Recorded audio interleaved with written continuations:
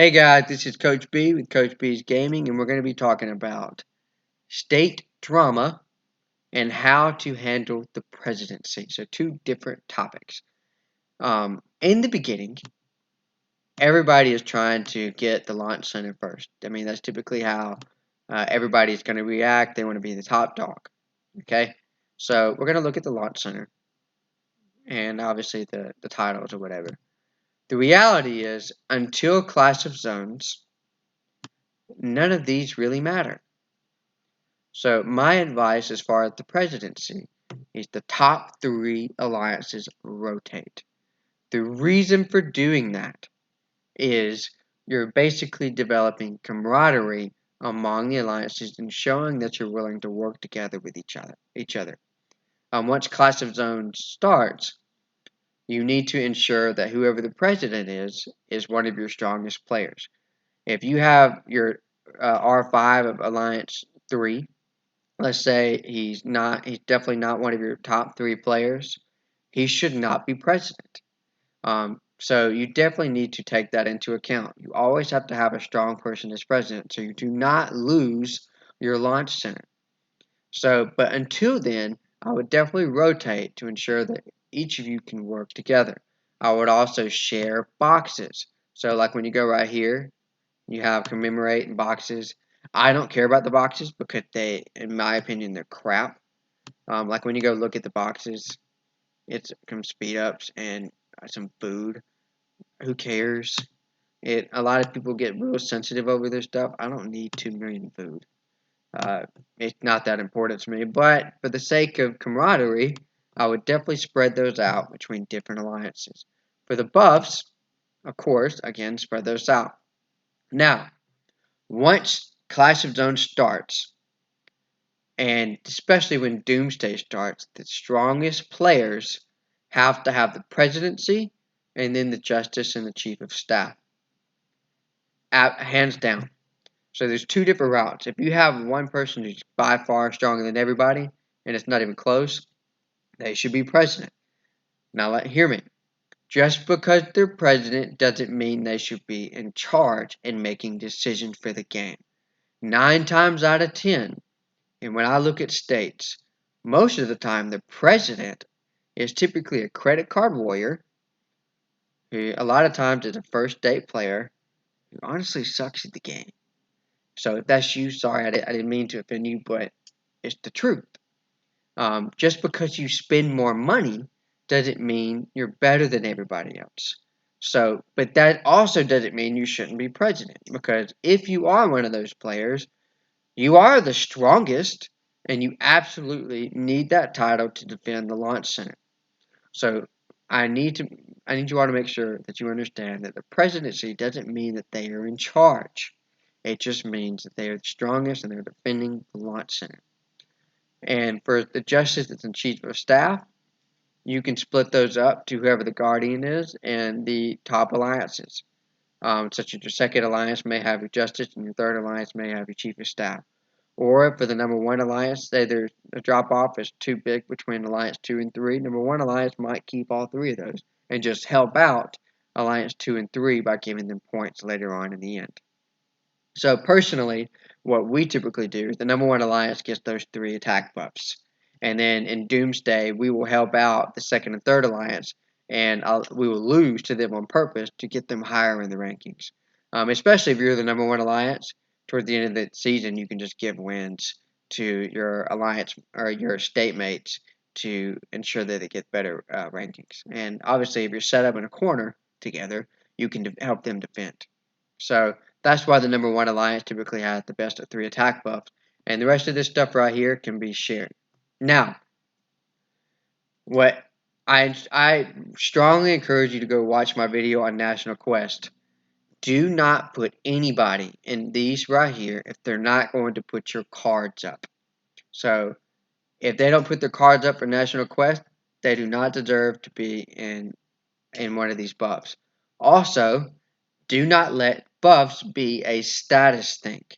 If people want it because, oh, I'm R5 of this alliance, or I'm real strong, that's irrelevant to me. It needs to be people who have high level national quests. and who will always spend the diamonds to put up more cards.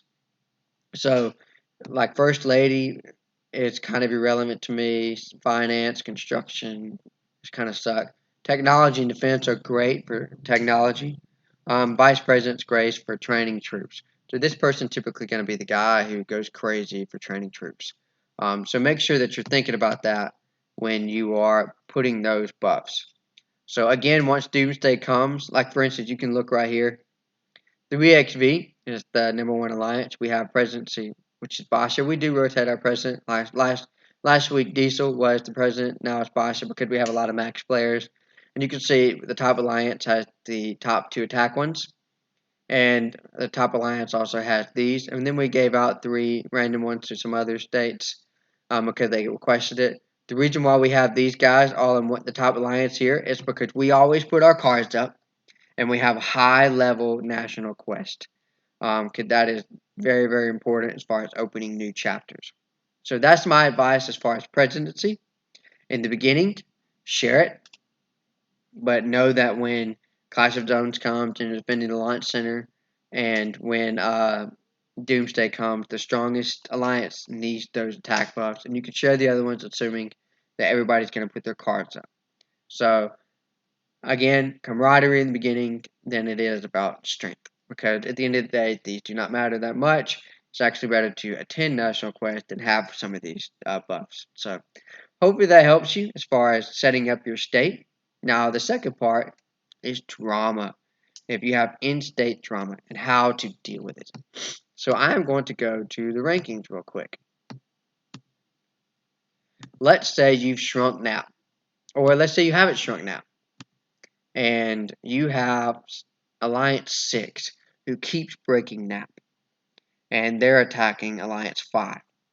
In order to deal with it, a great way to handle it would be to have a 2-day or maybe 3-day um, exile of Nap to where everybody can pile on Alliance 6 until they get in line. So that's one way to deal with it. Always excluding them from now. Or maybe it keeps happening over and over and you remove them from now permanently to where you keep hitting them until they join the higher level alliances or they quit. People quitting at the end of the day is not that big of a deal. So that's one way to deal with it. Second, you definitely don't need to. I got a bug on my thing. You definitely don't need to try to make too many people quit. What I advise you to do as far as players, maybe they're not donating to Alliance Tech, maybe they broke now. Don't just boot them and then not allow them back. Definitely give them warnings. Maybe one of you drop and hit them once. Maybe that's a first offense. Second offense, maybe it's they're excluded from something. Third offense, maybe they're kicked out for 24 hours.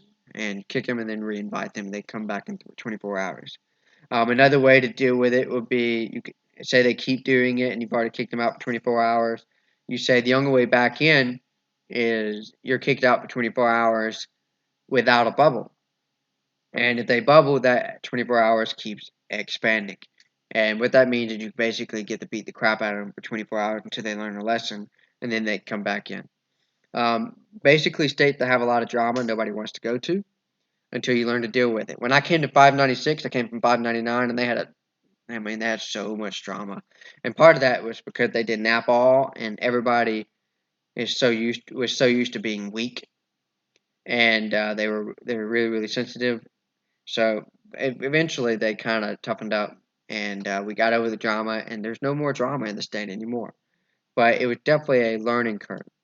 So, and we solved that by what I actually did with you can see this alliance here. I hear bought.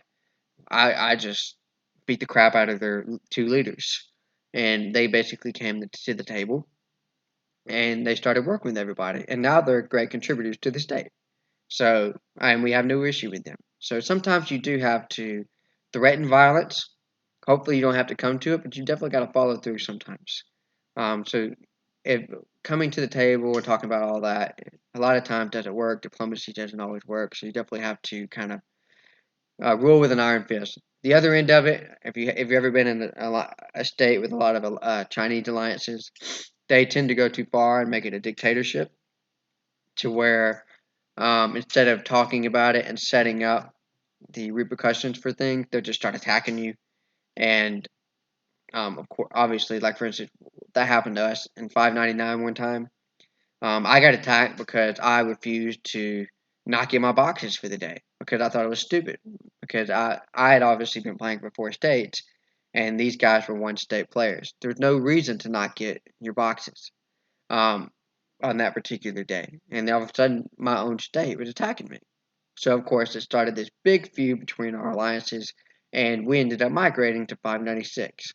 So, sometimes there are definitely things that you can do to make it worse. So you definitely need to think about it, talk with your leaders, and figure it out that way. So hopefully that helps a little bit, especially the part about the presidency and how to deal with it.